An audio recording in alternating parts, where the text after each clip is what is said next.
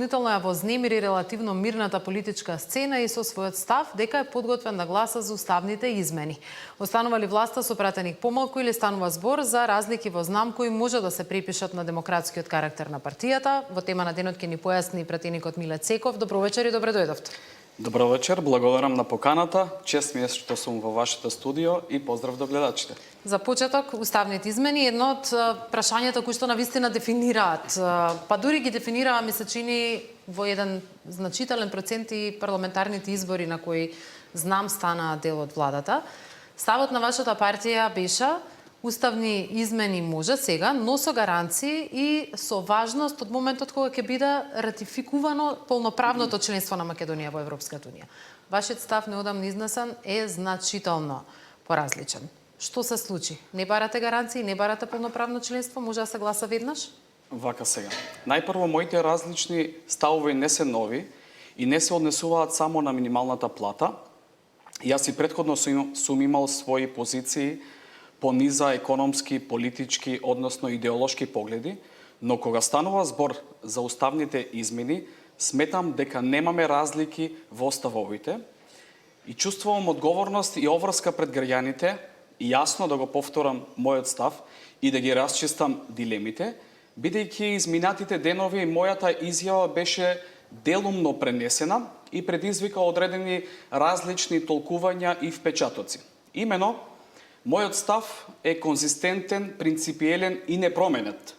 А тоа е како демократ, кој ги почитува човековите и малцинските права, апсолутно немам ништо против да се внесат бугарите, хрватите, црногорците во уставот, но со заштитени национални и идентитетски прашања. Повторувам, со јасни, заштитени национални и идентитетски интереси. Исто така, како демократ, сакам мојата земја, мојата држава Македонија, да влезе како полноправна членка во Европската унија со чист и јасен македонски јазик, идентитет и култура.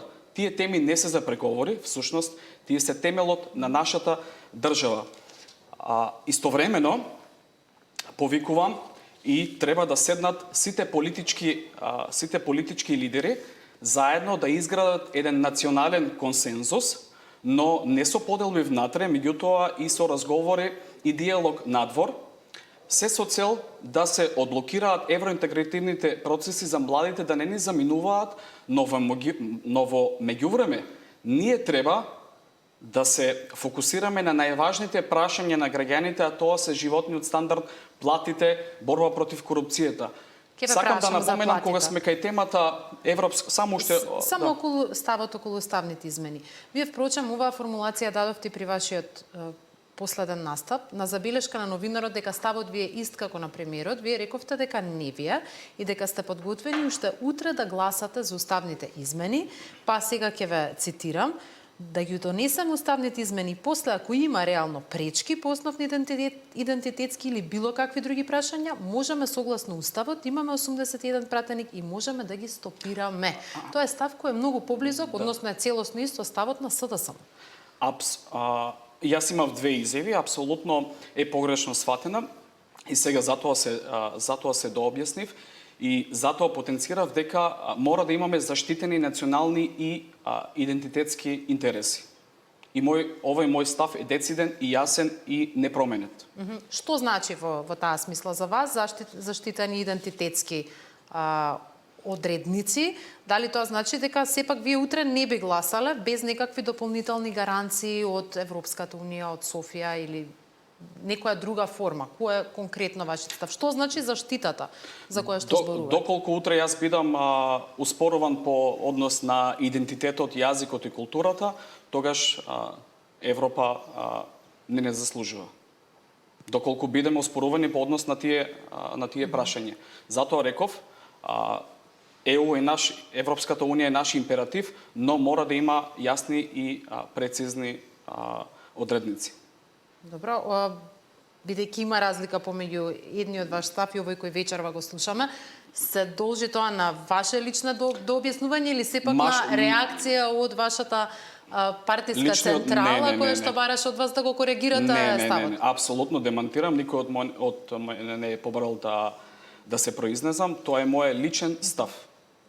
Добро, имавте ли реакции од партијата, од незиното... Во однос на уставните измени? Да, не, апсолутно не. Затоа што знаете, ова е прашање на кое знам беше можеби една од најострите партии во предизборието пред парламентарните избори. Многу од пораките на вашиот партиски лидер беа токму на оваа тема. Се профилиравте како партија која што токму на ова прашање ќе ги штити националните интереси, затоа ја очекував дека веројатно ќе следува некаква реакција кон вас за вака значајно прашање да имате различно. Апсолутно тврдам дека немаше воопшто никаква реакција. Ние можеби да имаме различни мислења и различни ставови по однос на многу други прашања, но во делот на уставните измени не. Добра. Едно од прашањата за кои беше првото јавно разидување, можеби претходно имало и други теми за кои не сте имали исти ставови, но вие гласавте за законот за минимална плата од 600 евра, кој во собранието беше поднесен од Социјалдемократскиот сојуз. Зошто се одлучивте сега да поддржите еден ваков закон и во минатото СДСМ како опозиција и други партии имаат поднесувано законски решенија со кои што треба да се подобри стандардот и на работниците и на граѓаните, не сте отстапиле до сега во делот на гласањето. Зошто сега?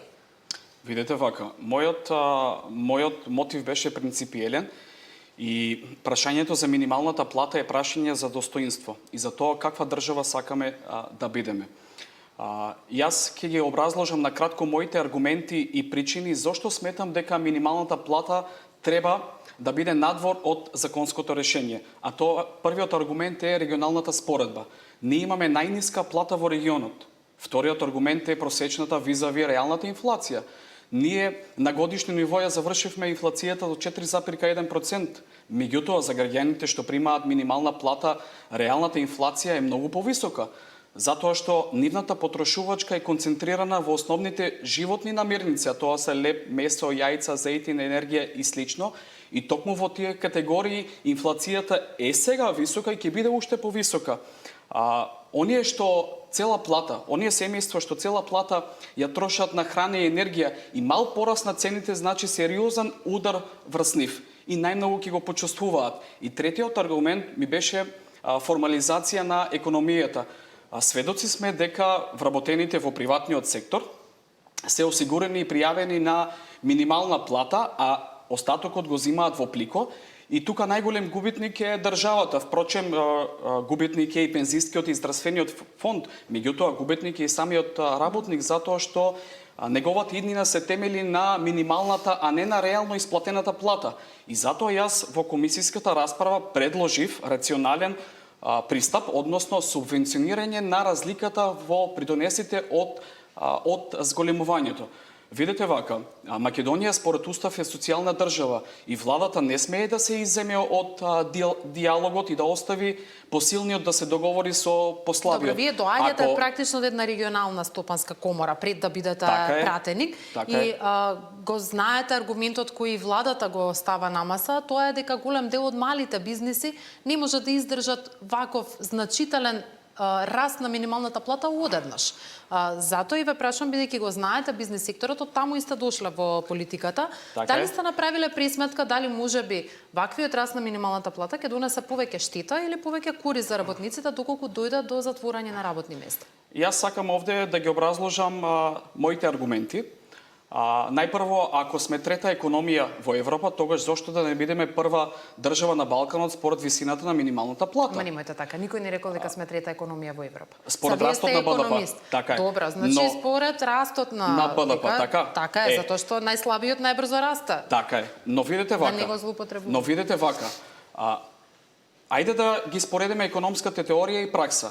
Во согласно економската теорија, да, растот на платите треба да го следи растот и на продуктивноста, но во пракса постои јас помеѓу создадената вредност и реално исплатената распределбата на платата. Има еден друг аргумент. Согласно Меѓународната организација на трудот, македонскиот работник е највисоко продуктивен работник со околу 34-35 долари по работен час, што е многу повеќе од сите земји на Балканот. И второ, согласно трошоците за живот, согласно животниот стандард кој е многу помал во споредба со Европската унија, а дополнително сега ќе се одрази со глобалните енергетски шокови што ги доживуваме од војната на Блискиот Исток, и токму затоа сметам дека државата треба да помогне сега во тие најтешки моменти.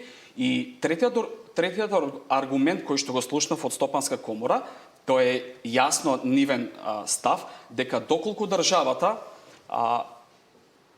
државата ги покрие придонесите и ги субвенционира придонесите, тие се согласни платата да се зголеми за 600 евра за одреден временски период. Да, во делот на субвенциите сте прилично конзистентен и во ваши претходни интервјуа имате зборувано и минатата година, но ева 2025 април велите проблемот со минималната плата мора да биде врзан и со продуктивноста. Ние мораме да работиме на зголемување на домашното производство и извозот за природно да почнат да растат платите. Сега велите дека дури премногу се продуктивни работниците.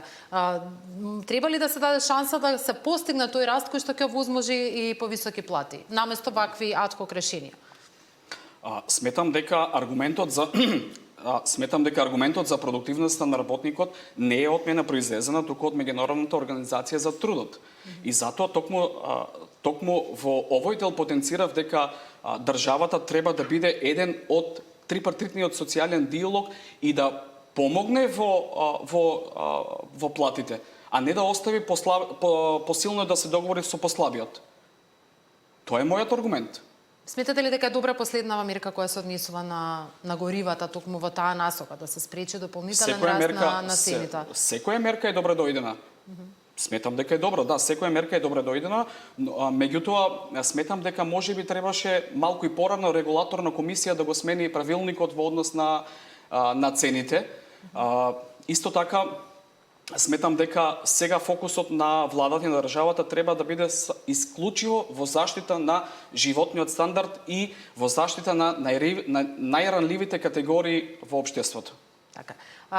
Во последниот блок би сакала малку околу иднината на вашето политичко действување. Со оглед на тоа што Македонија нема некоја блескава историја на пратеници кои не се согласуваат со ставовите на партијата која што ја представуваат, и покажала историјата дека тие најчесто или стануваат независни пратеници или преминуваат во друга пратеничка група. Како вие ја гледате иднината на вашето политичко делување? Во знам или со друг дрес? Видете вака, јас сум во моментот дел од парламентарното мнозинство, но пред се сум пратеник на граѓаните и принципиелно ги застапувам моите ставови и ќе поддржам се што е добро, но ќе се спротивставам и се што мислам дека интерес на се што мислам дека е спротивно од интересите на граѓаните.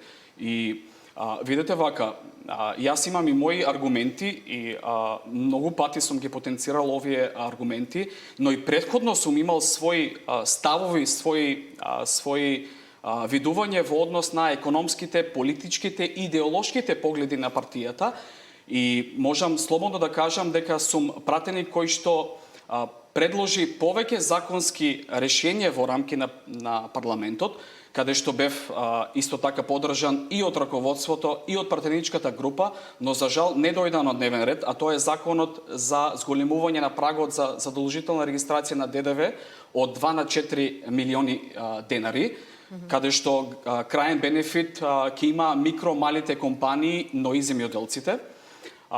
Исто така предложив амандмани во буџетот за 2025 година, каде што барав изградба на експресниот пат Гевгелија, Валандово, Струмица, Новосело, и тука не најдов на поддршка. И сега еве во иднина ќе предложам одредени законски решенија од аспект на закон за потекло на имот и целосен ветинг на судиите и на јавните обвинители.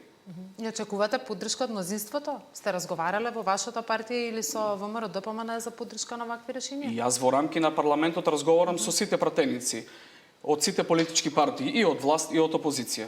Има ли подадена рака кон вас од Социјалдемократскиот сојуз по поддршката за овој за нив особено значаен закон за минимална плата? Како мислите на подадена рака? За соработка со вас, како пратеник кој не се согласува со ставовите на неговата партија. Ние во рамки на парламентот разговараме за сите прашања, но исклучиво во рамки на парламентот. Нема соработка помеѓу вас и други политички партии, освен Не, апсолутно не. Сдруженијето за наша Македонија. Во ред, Миле Цеков, во тема на денот ви благодарам за вечерашното Ви благодариме гостување. на вам.